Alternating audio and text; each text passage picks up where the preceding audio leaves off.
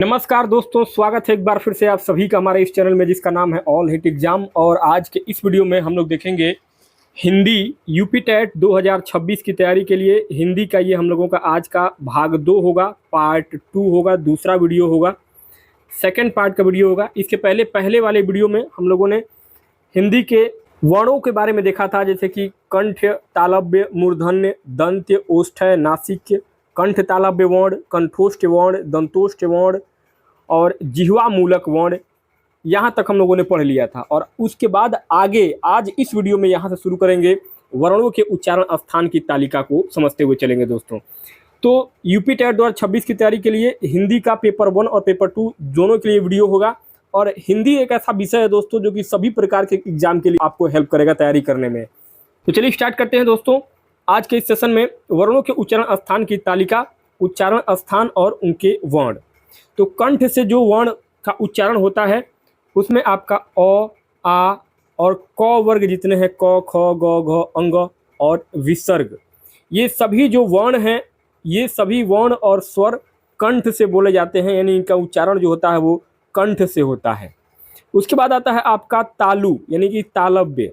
अब तालु से जिन वर्णों का उच्चारण होता है वो है आपका छोटी ई, बड़ी ई, च वर्ग यानी कि च, छ, ज, झ, ञ और य।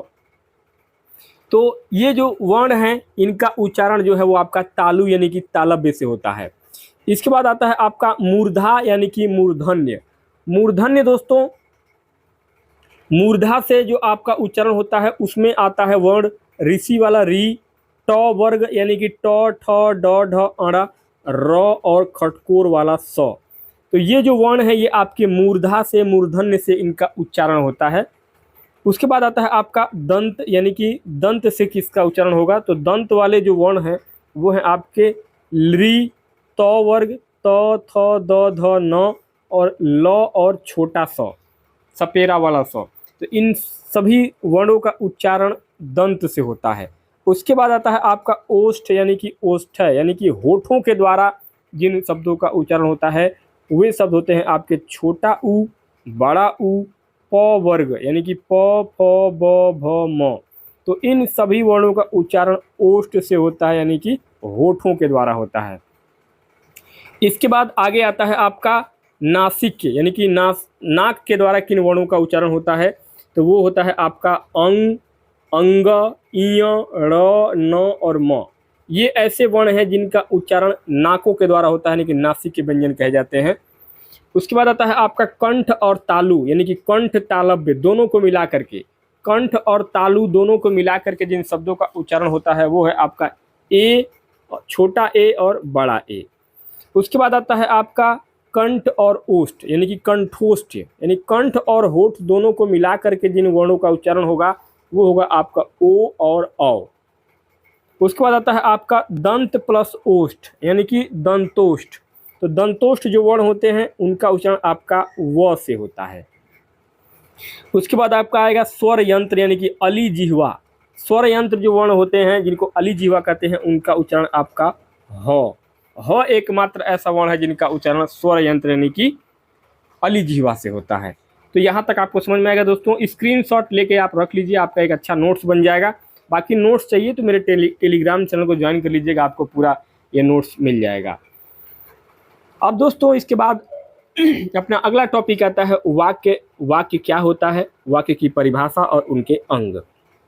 दोस्तों वाक्य किसको कहते हैं? वाक्य कहते हैं भावों और विकारों को पूर्णतः व्यक्त करने वाले सार्थक शब्द समूहों को वाक्य कहते हैं। ठीक है। वाक्य के कितने अंग होते हैं? तो वाक्य के 2 अंग होते हैं। पहला होता है आपका उस वाक्य के उद्देश्य, दूसरा होता है आपका उसका विधेय। यानी वाक्य के 2 अंग हैं, एक उद्देश्य और एक विधेय। अब चलिए आगे पढ़ते हैं कि उद्देश्य क्या है। वाक्य के अंग में उद्देश्य और विधेय को अब हम लोग पूरा विस्तृत तरीके से यहाँ से समझते हैं दोस्तों। वाक्य में जिस व्यक्ति या वस्तु के संबंध में कुछ बताया जाता है उसे उद्देश्य कहते हैं।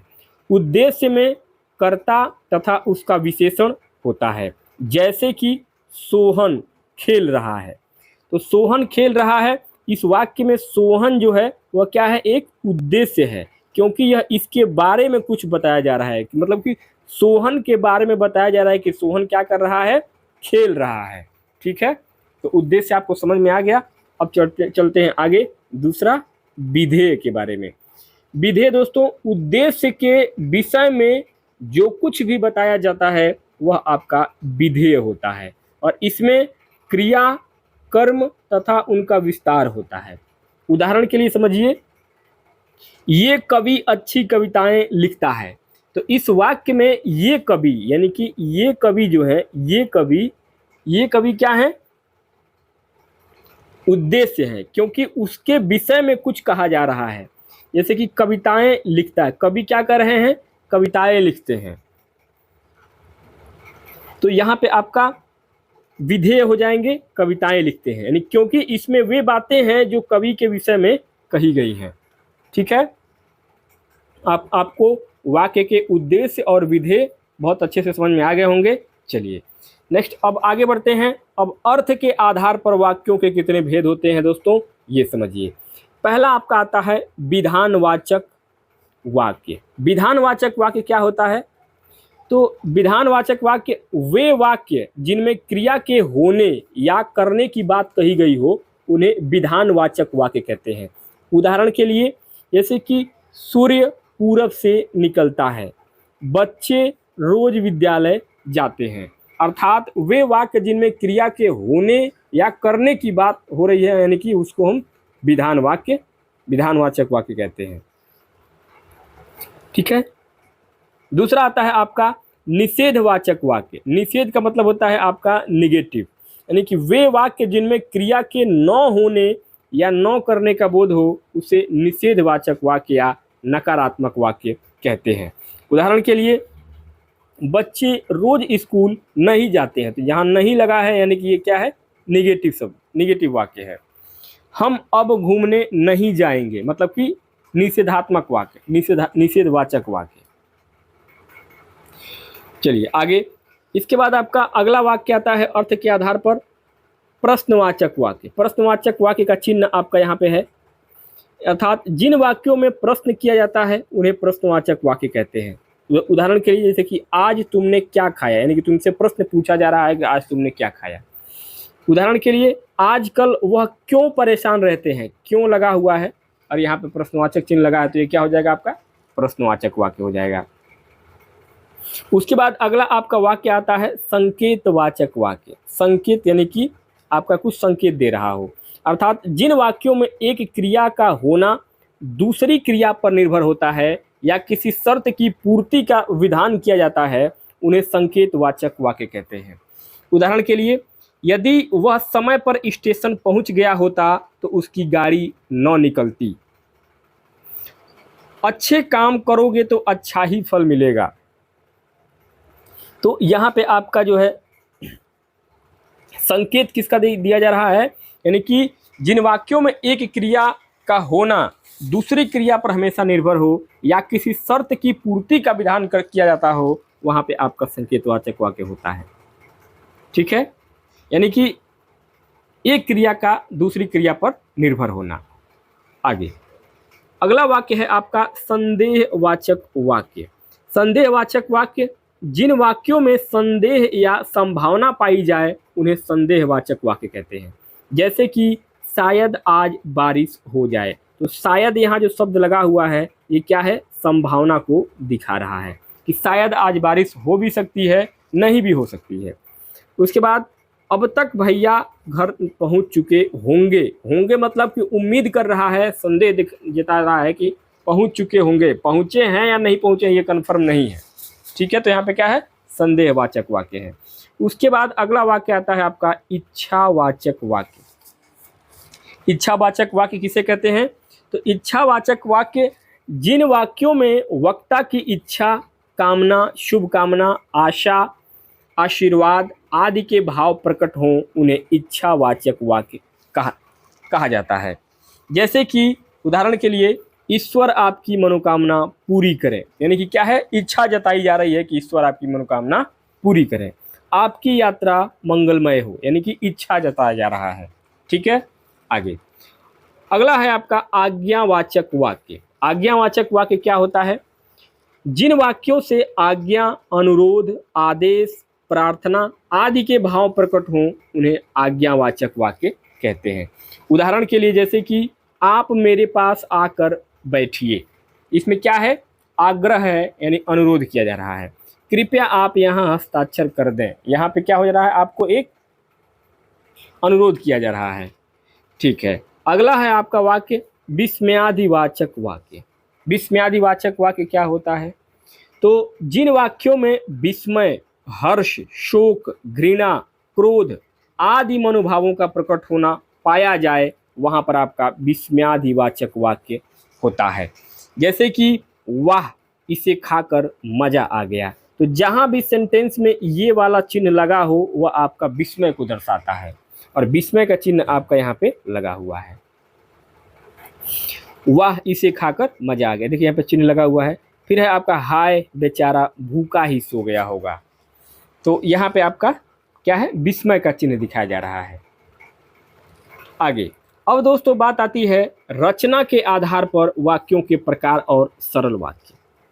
तो दोस्तों रचना के आधार पर वाक्यों के जो है वो 3 प्रकार के होते हैं। पहला है आपका सरल वाक्य, दूसरा है आपका संयुक्त वाक्य, और तीसरा है आपका मिश्रित वाक्य।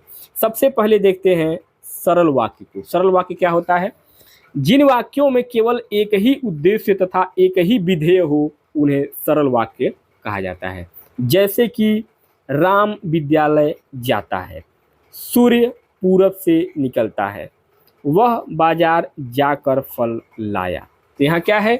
जिन वाक्यों में केवल एक ही उद्देश्य और एक ही विधेय हो उन्हें हम सरल वाक्य के रूप में जानते हैं। अब देखते हैं आगे संयुक्त वाक्य। संयुक्त वाक्य का मतलब क्या है? एक दूसरे से एक जुड़ा हुआ है। जिन वाक्यों में 2 या 2 से अधिक उपवाक्य किंतु, और, परंतु तथा अन्यथा या आदि समुच्चय बोधक अव्ययों से जुड़े हों उन्हें संयुक्त वाक्य कहते हैं। जैसे कि बच्चे विद्यालय जाते हैं और मन लगाकर पढ़ते हैं। वह एक गरीब आदमी परंतु किसी से मांगता नहीं। यहाँ पे परंतु आपका क्या है? वाक्य को मिश्रित कर रहा है, यानी कि संयुक्त कर रहा है, और यहाँ पे जोड़ रहा है। माताजी दुखी ही नहीं बल्कि नाराज भी हैं। तो बल्कि मुझे गाड़ी पकड़नी थी इसलिए सुबह उठना पड़ा। आज मैं जीतने के आसार थे किंतु बारिश हो गई। आप दूध पी लीजिए या खीर खा लीजिए। तो ये शब्द जो हैं ये क्या हैं? संयुक्त वाक्य होते हैं। अर्थात इसमें क्या है? 2 या 2 से अधिक उपवाक्य जो है वो परंतु, किंतु, अन्यथा या आदि से जुड़े हुए हैं। नेक्स्ट आगे अगला रचना के आधार पर जो वाक्य है आपका तीसरा, वो आपका वाक्य है आपका मिश्रित वाक्य। मिश्रित वाक्य में आपका क्या होता है? जो वाक्य 2 या अधिक उपवाक्यों से बना हो तथा जिसमें एक उपवाक्य प्रधान तथा दूसरा उस पर आश्रित हो उसे मिश्र वाक्य कहते हैं। मिश्र वाक्य की पहचान है कि 2 उपवाक्यों में से एक उपवाक्य हमेशा अपूर्ण रहता है। दोनों उपवाक्य मिलकर ही पूर्ण अर्थ प्रकट करते हैं। जैसे कि जितना परिश्रम करोगे उतना ही सफलता प्राप्त करोगे। तो यहाँ पे क्या हो रहा है? ये 2 उपवाक्यों से मिलकर के बना है, जिसमें कि एक उपवाक्य क्या है? प्रधान है, दूसरा उस पर क्या है? आश्रित है। तो ये क्या हो जाएगा? आपका मिश्र वाक्य हो जाएगा। यानी कि 2 उपवाक्यों में से एक उपवाक्य हमेशा क्या होगा? आपका अपूर्ण रहेगा, और दोनों उपवाक्य मिलकर ही अर्थ को पूर्ण करेंगे। इस वाक्य में प्रधान वाक्य क्या है? सफलता प्राप्त करोगे, और यह सफलता किस पर आश्रित है? परिश्रम के परिमाण पर, परिणाम पर। तो यहाँ पे आपका क्या है? मिश्र वाक्य हो जाएगा, मिश्रित वाक्य हो जाएगा। प्रधान उपवाक्य क्या होता है दोस्तों? प्रधान उपवाक्य होता है इसमें उतनी ही सफलता प्राप्त करोगे, यानी कि उतनी ही सफलता जो प्राप्त करोगे, ये आपका क्या है? प्रधान वाक्य है। प्रधान वाक्य में वह बात कही जाती है जो बोलने या लिखने वाला बताना चाहता है। आश्रित वाक्य क्या है? आश्रित उपवाक्य यानी कि जितना परिश्रम करोगे, ये क्या है? आपका आश्रित उपवाक्य है।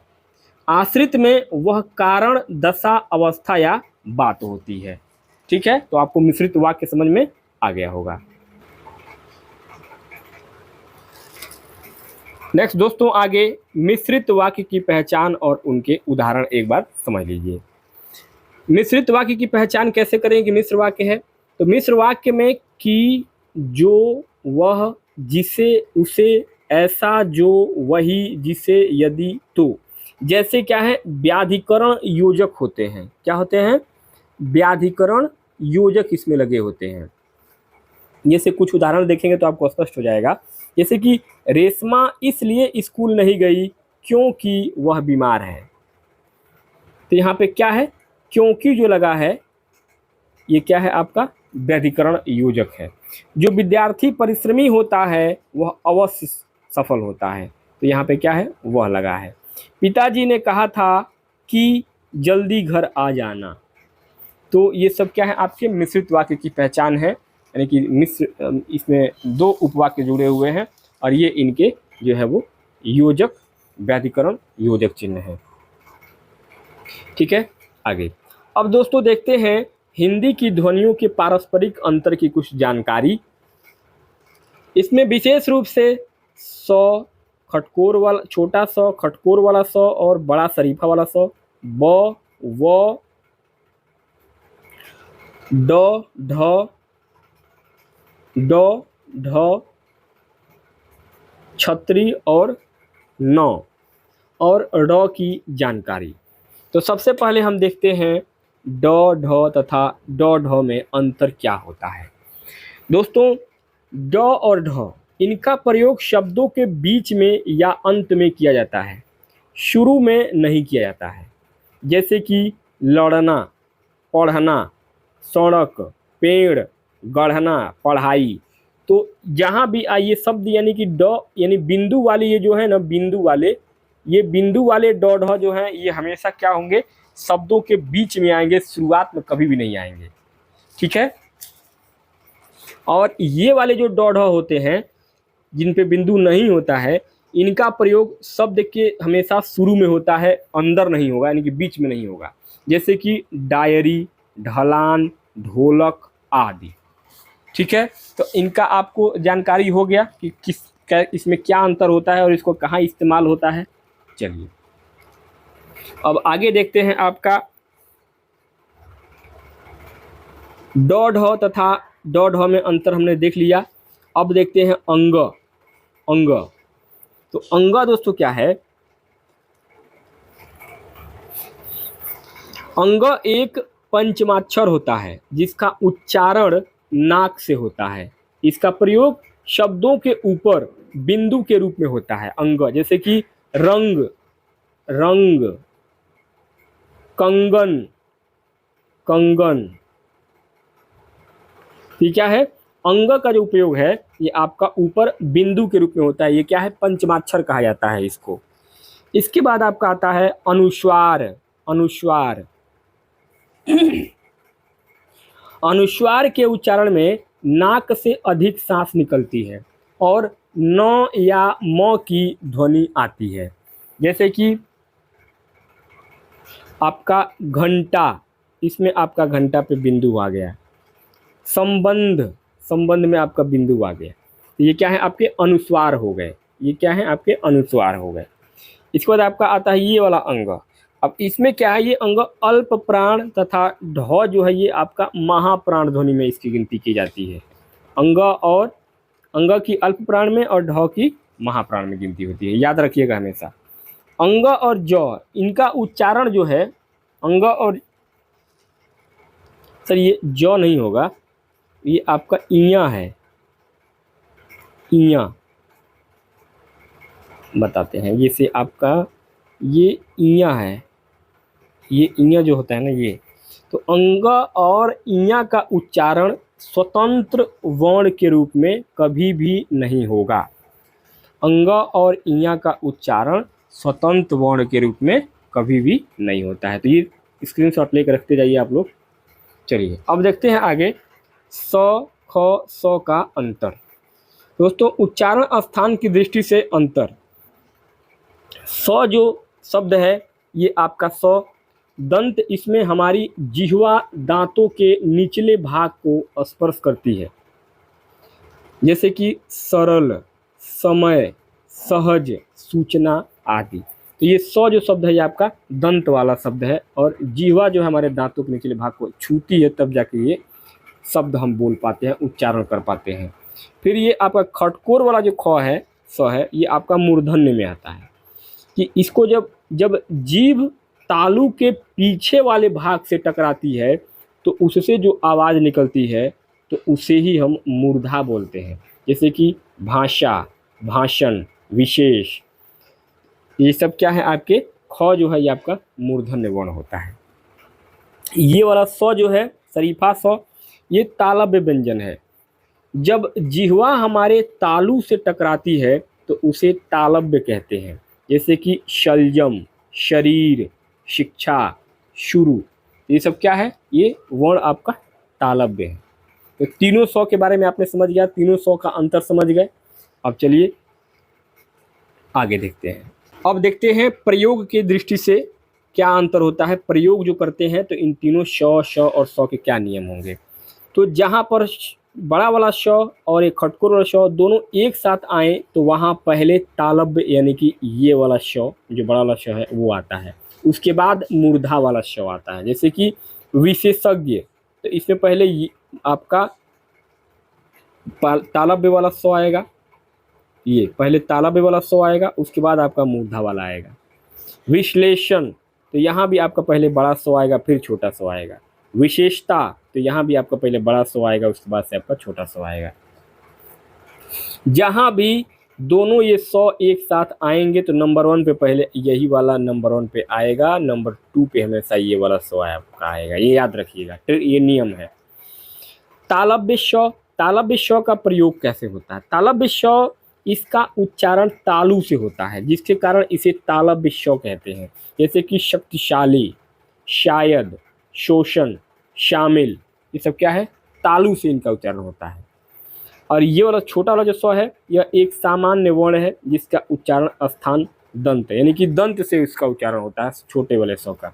और स का प्रयोग जो है आपका जैसे कि सागर, सरदार, सरल, साथ, ये क्या है, एक सामान्य वर्ण है।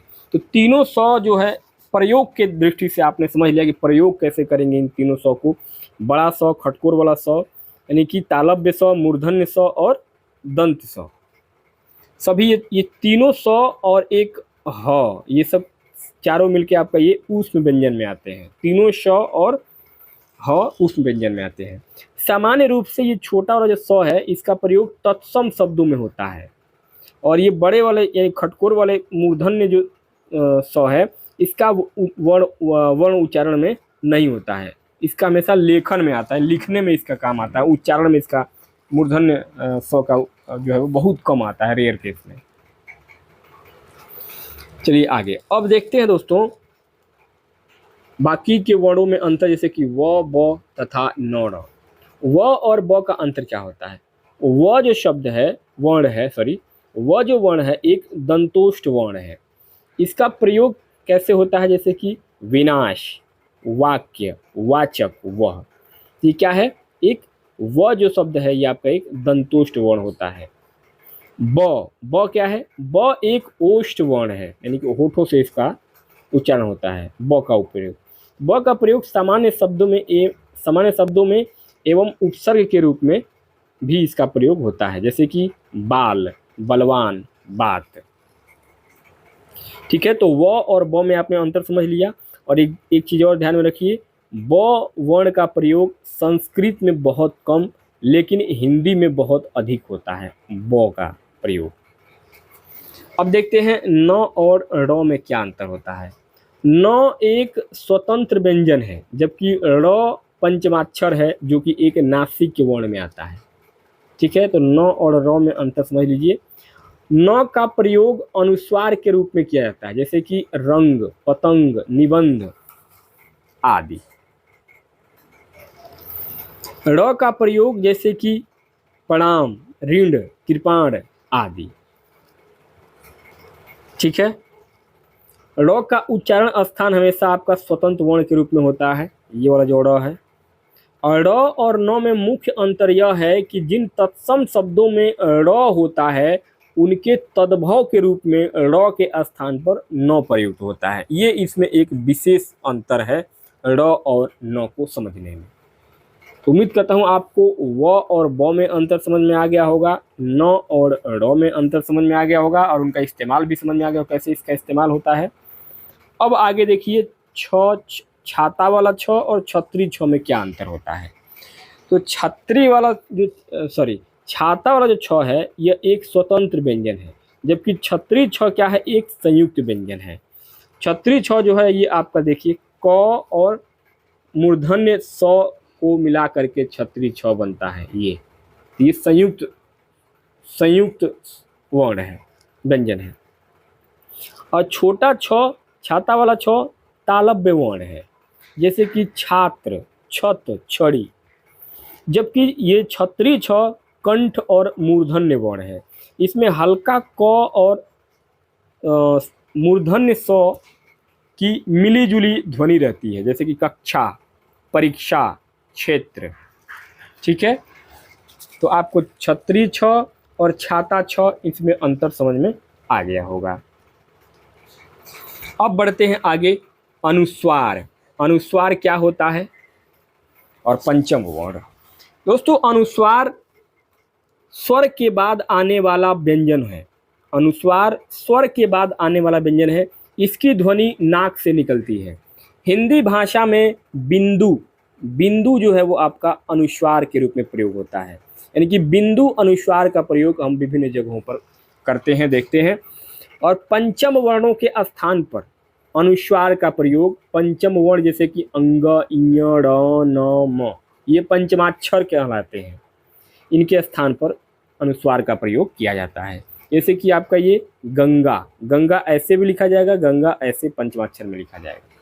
चंचल, झंडा, गंदा, कंपन। ठीक है।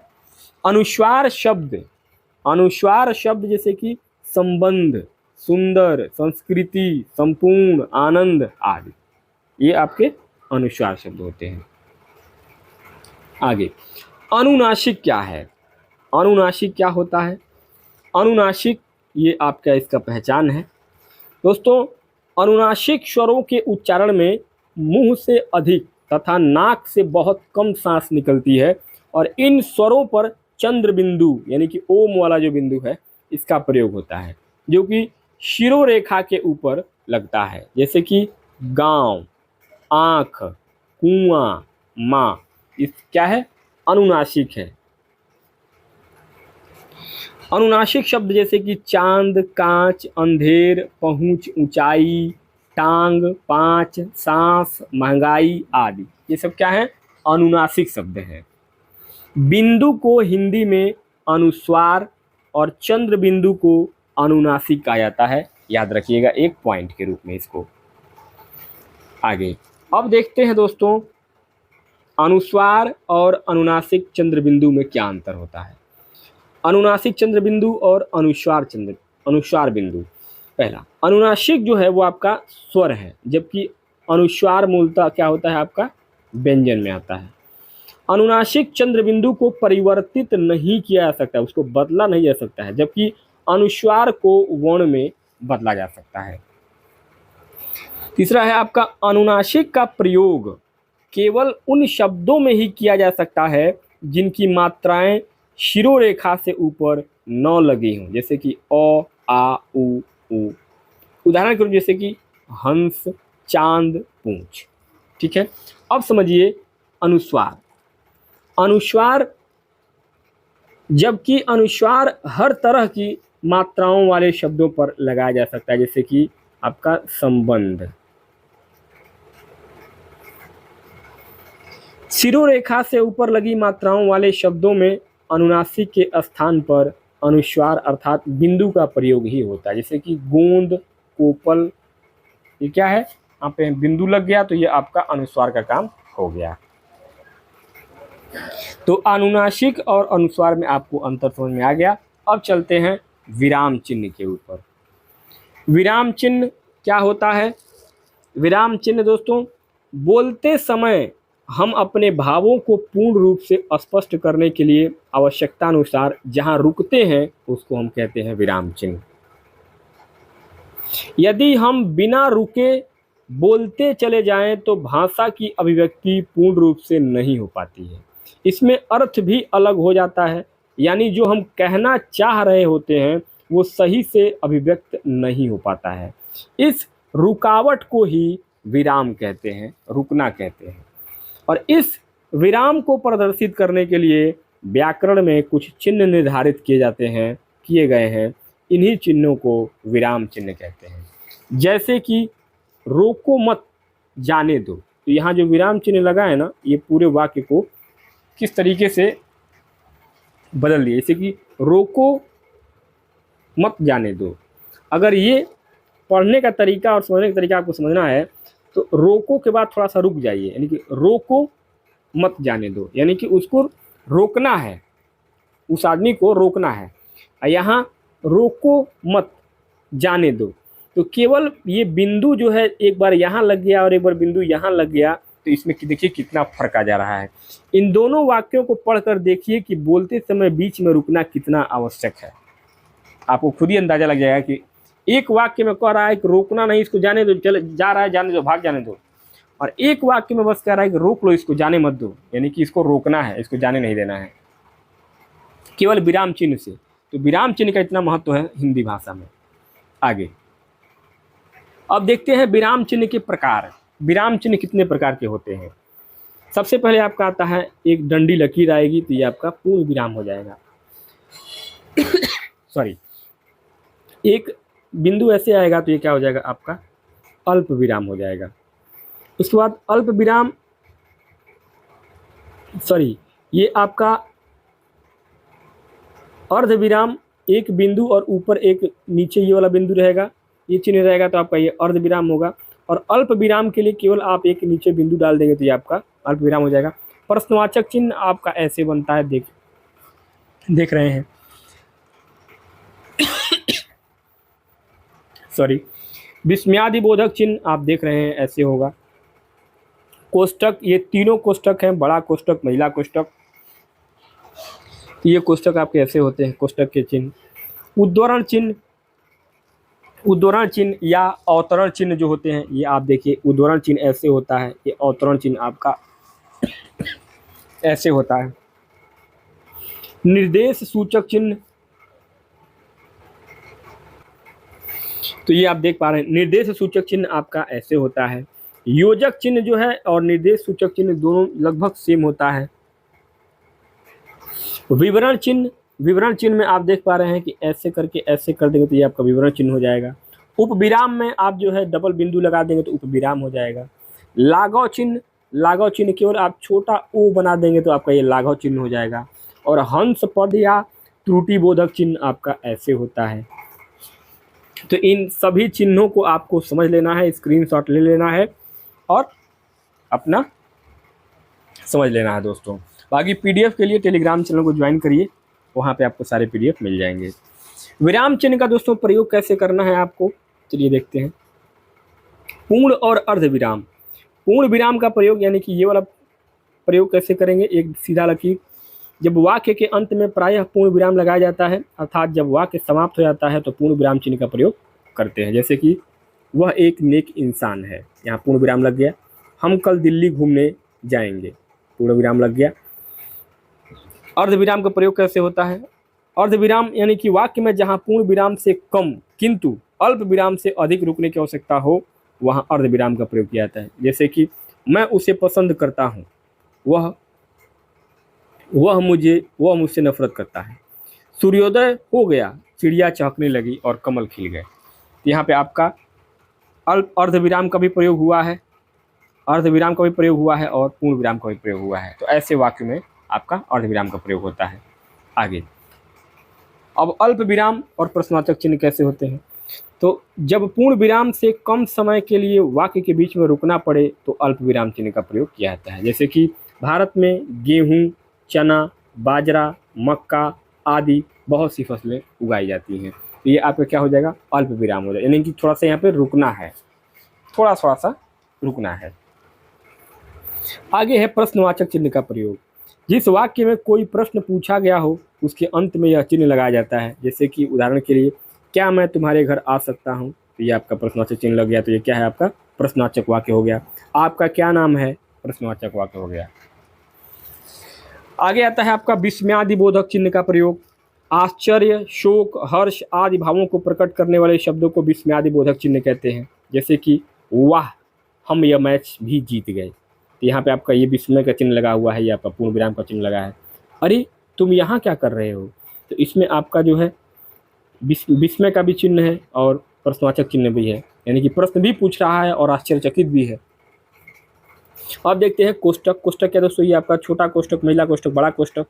इसका प्रयोग साधारणतः वाक्य के बीच में किया जाता है। यदि वाक्य में आए शब्द के संबंध में उनसे अलग कोई जानकारी दी जाती है तो उसे कोष्टक का प्रयोग करके अलग कर दिया जाता है। जैसे कि कालिदास संस्कृत के महाकवि को सभी जानते हैं, एक कोष्टक लगा करके आपका जो है इसको हाईलाइट कर दिया गया है। जवाहरलाल नेहरू प्रथम प्रधानमंत्री को बहुत बच्चे प्यार करते थे, तो ये आपका कोष्टक का प्रयोग हो गया। आगे उद्धरण चिन्ह या अवतरण चिन्ह का प्रयोग।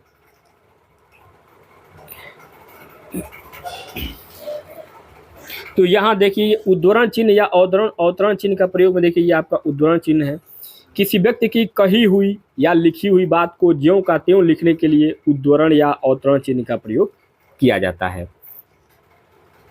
जैसे कि आपका लोकमान्य तिलक ने कहा था, स्वतंत्रता हमारा जन्म सिद्ध अधिकार है।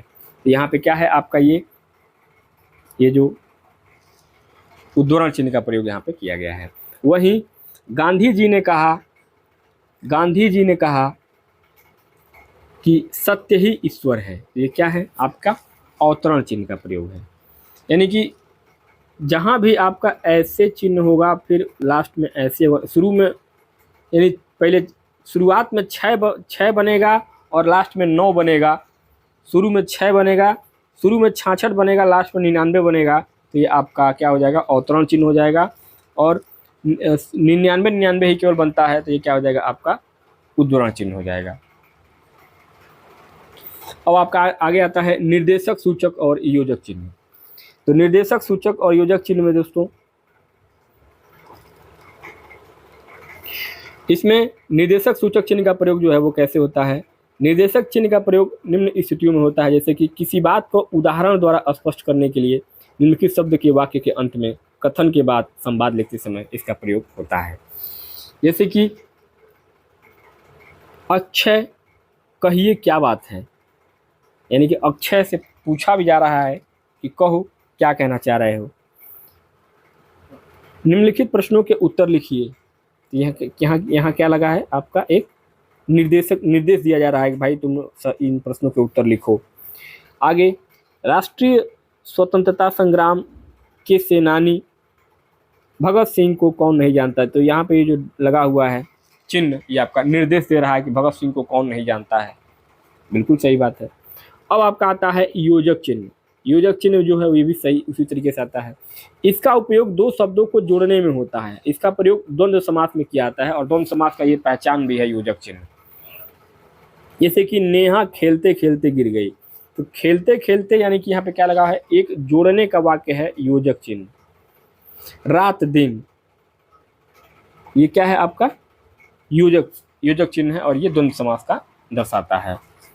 ठीक है, तो निर्देशक सूचक कहाँ प्रयोग होगा और योजक चिन्ह कहाँ प्रयोग, क्योंकि दोनों का सिंबल एक ही जैसा है, बस उसके तरीके हैं कि किस स्थिति में किस शब्द का प्रयोग, किस चिन्ह का प्रयोग होना है। आगे अब आता है आपका विवरण चिन्ह और उपविराम। तो विवरण चिन्ह क्या होता है, वाक्यांशों के विषय में कुछ सूचना निर्देश आदि देना हो तो विवरण चिन्ह का प्रयोग किया जाता है। जैसे कि भाषा के दो रूप हैं, पहला मौलिक भाषा, दूसरा लिखित भाषा। ठीक है, तो यहाँ पे आपका क्या हो जाएगा, ये विवरण चिन्ह हो जाएगा। यानी कि आप दो बिंदु लगा के ऐसे जब करेंगे तो ये क्या हो जाएगा आपका विवरण चिन्ह हो जाएगा। उपविराम का प्रयोग कहाँ होता है, इसका प्रयोग भी विवरण चिन्ह की तरह ही होता है। किसी के बारे में बताने के लिए अर्थात परिचय देने के लिए प्रयोग किया जाता है। जैसे कि लघु कथा नए युग की मार।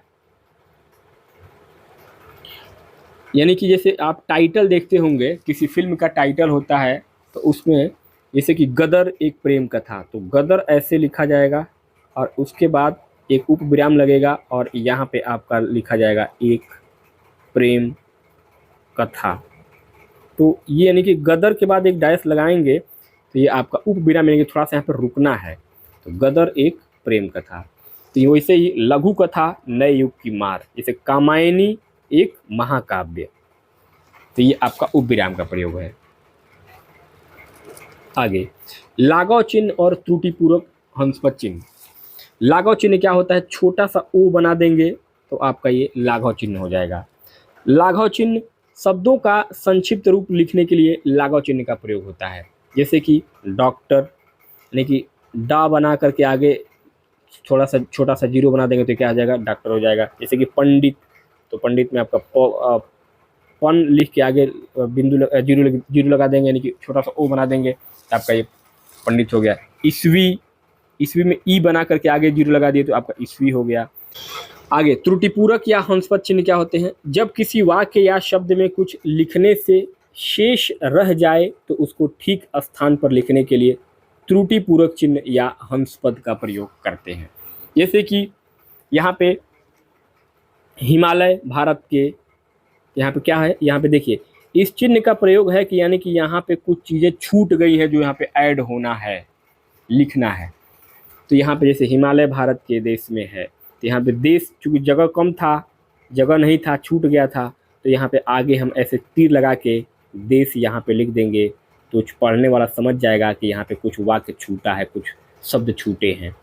जैसे कि हिमालय भारत के देश में है, तो ऐसे जो है हम पढ़ लेंगे। जैसे भगत सिंह ने, तो यहाँ पे जगह नहीं था तो हमने ये हंसपद लगा दिया, यानी कि छोटा सा तीर बना दिया कि यहाँ पे कुछ वाक्य छूट रहा है। तो यहाँ पे आपका भगत सिंह ने देश के लिए प्राण दे दिए। तो ये आपका कुछ छूटने के लिए त्रुटिपूरक या हंसपद चिन्ह इसीलिए प्रयोग होता है। ठीक है, उम्मीद करता हूँ आपको समझ में आया होगा।